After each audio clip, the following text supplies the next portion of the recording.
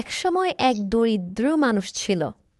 তার জীবনে ছিল না পর্যাপ্ত খাবার, না ছিল শান্তিতে থাকার মতো একটি ঘর। তবুও সে প্রতিদিন আল্লাহর কাছে প্রার্থনা করত। একদিন গভীর কষ্টে সে মসজিদে এসে বলল, হে আল্লাহ, আমি ধৈর্য ধরছি, দোয়া করছি, তবুও আমার কষ্ট কেন শেষ হচ্ছে না? ঠিক তখনই হজরত আলী রাদিয়াল্লাহু তাআলা আনহু সেখানে উপস্থিত ছিলেন। তিনি লোকটির কথা শুনে কাছে এসে বললেন, তুমি কি ধৈর্যের আসল অর্থ জানো? হজরত আলী রাদিয়াল্লাহু তাআলা আনহু বললেন, রাসূল সাল্লাল্লাহু আলাইহি সাল্লামের যুগে এক সাহাবী ছিলেন, যিনি খুব দরিদ্র ছিলেন।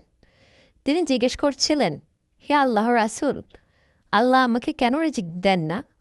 রাসূল সাল্লাল্লাহু আলাইহি সাল্লাম বলেছেন, আল্লাহ তোমাকে পরীক্ষা করেছেন, ধৈর্য ধরো, তাওয়াক্কুল রাখো, আল্লাহ এমন দান করবেন যা তুমি কল্পনাও করতে পারবে না।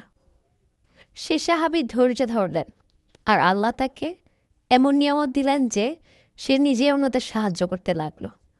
আল্লাহ কোরআনে বলেছেন, নিশ্চয়ই আল্লাহ ধৈর্যশীলদের সাথে আছেন। সূরা বাকারা ১৫৩। ধৈর্য মানে শুধু কষ্ট সহ্য করা নয়, বরং আল্লাহর উপর পূর্ণ বিশ্বাস রাখা। আল্লাহ কখনো তার বান্দাকে হতাশ করেন না। আল্লাহ আমাদের সবাইকে ধৈর্য, ঈমান দান করুন। আমিন।